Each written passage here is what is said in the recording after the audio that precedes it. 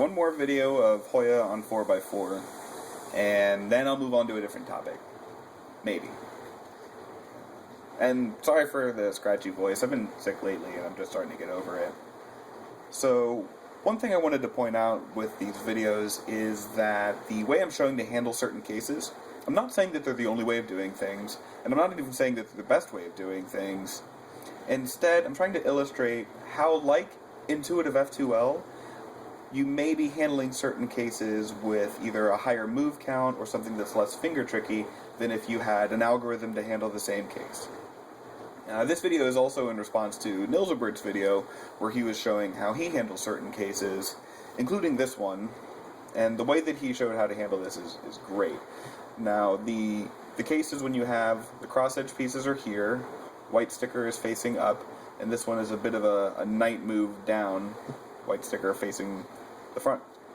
The intuitive way of handling this one might be to do an F2, and then sledgehammer that one up, and then do an insert. And that's fine, but it's not super fast, and it's definitely not super finger tricky. The algorithm that Nilsibert showed was R, U, R prime, F, R, U, R prime. And that's just awesome. It's every time I get this case, just real quick like that. Now I noticed a similarity between this and another case that I showed in one of my first videos, which is this one. This is with the white sticker facing down, this one's still out, also a knight move away. And this was the double fat anti-sexy that I showed in the first video. And the way that I tried to distinguish the two is if it's here, I will try to imagine where this one will go if I put it's either down or up. Now if I move this up, then I don't really have a way of working with this case. So instead I know that it's going to be move it down, and that's double fat anti-sexy. And if I get this, I imagine that if I move this down, it's going to move this piece over here, and that's sledgehammer territory, so I know that if I move it up, I'm in Nilsibert's move territory. So that's how I try and tell those apart. Another thing that he went over is what to do if you have both of the cross-edge pieces in the U layer. And that's what the rest of this video is going to be about, is handling all the different cases that you can get where both of your cross-edge pieces that you want to put together are in the U face. There are two basic types that I've been noticing, which is if they're across from each other, either in the F or the B, or the R and L, or if they're in edge slots next to each other on the U face. This is one of the ones where it's next to each other, and he showed these in the video. I consider these the big L cases. There are also the medium L cases, those are the knight moves, and then there are little L cases. For the big L cases, there's two of them, they're both handled the same way. In this case, both the white stickers are facing up. You just put one of them in the back, hide it, bring the other one over, join them back together. And with the white stickers facing up, you'll probably do U2 and then F2. The other one, of course, is with the white stickers facing out, like this. And it doesn't matter which one you do, whether it's put the one on the left in the back or put the one on the right in the back. I'll do the one on the right this time. Hide it, join it together, bring it together, and then I would probably slam that one down. Pretty cool. So other cases that you'll run into, there are these, which they're across from each other, and they are not oriented the same way. One of the white stickers is up, the other one is out.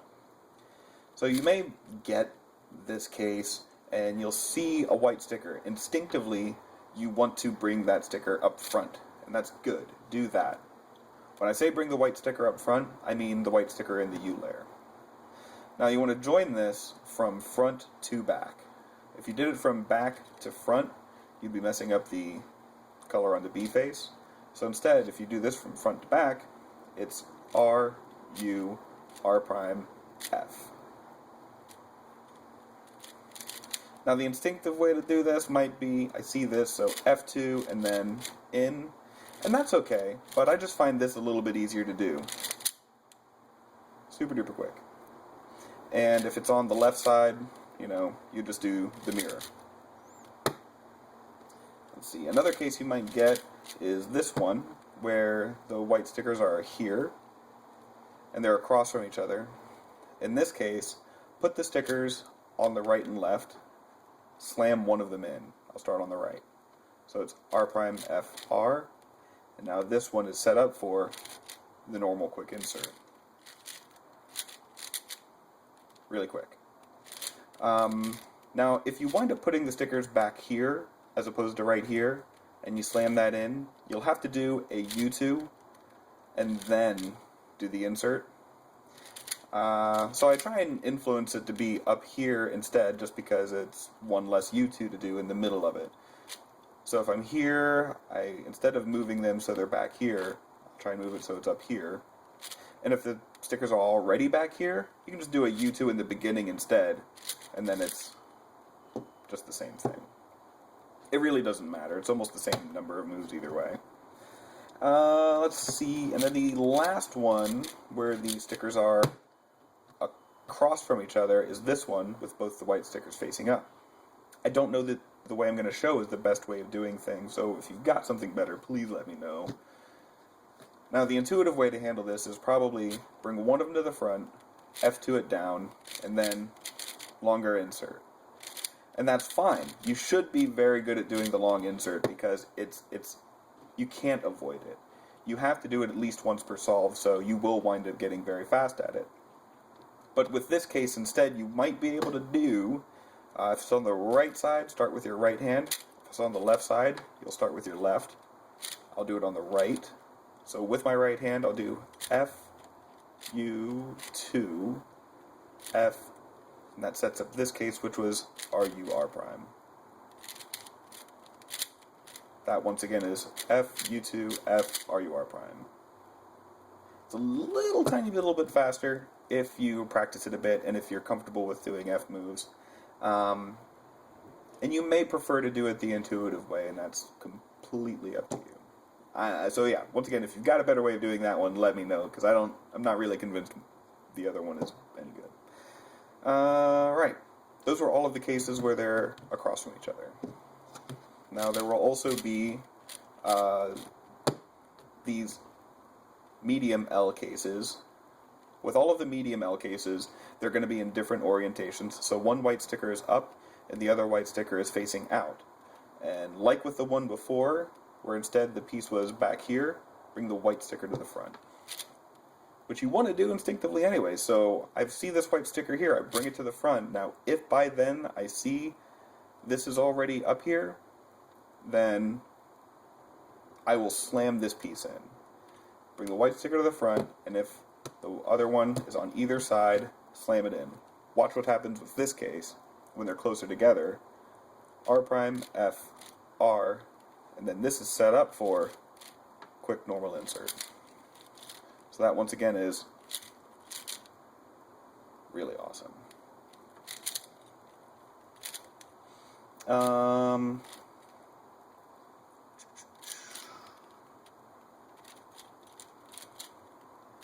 on now. Okay.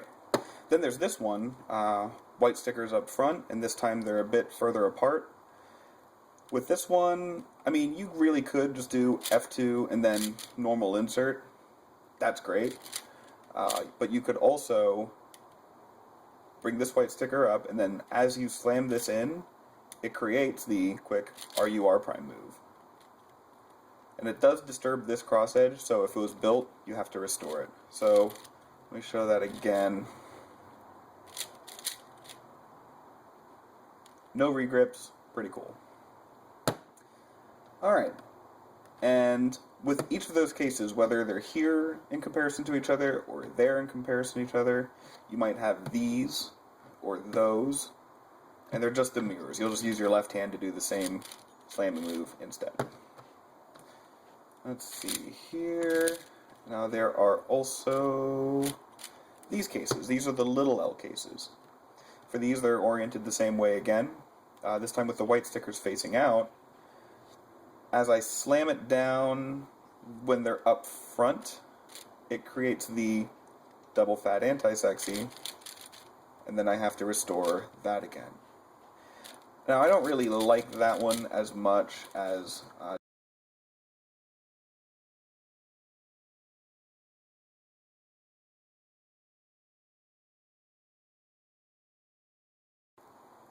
So if I do that, then doing this, then restore, I feel like that costs just a teeny tiny bit more time than move it to the back, slam it, quick insert.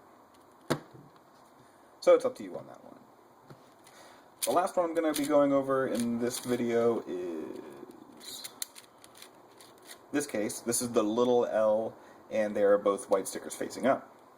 You could do this similarly to when I showed this case, and instead you would do just an F, U, F, R, U, R prime.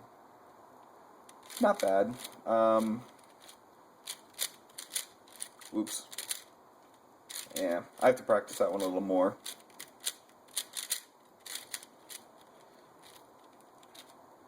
But also, if you just do an R prime, R prime, look what case that sets up. That's Nilsibert's case. Once again, I've got these two, little L, white stickers facing up, R prime, Nilsibert, and then restore that cross edge. So, not bad. Thanks, Nilsibert. So that's all I have for cross edge pieces in the U layer. I'm still thinking of doing a video showing some of the tricks I'm doing with 5x5. I'm trying to come up with the analogs of a lot of these tricks on 5x5, but I haven't quite hashed it all out yet. Not to mention, my averages using Hoya 5 still aren't that great. I did get a personal best with Hoya 5 the other day, but, you know, I'm not actually that fast to begin with, so it wasn't really a huge leap. Still, felt good. Anywho, I hope this video was helpful, and I'll see you guys later.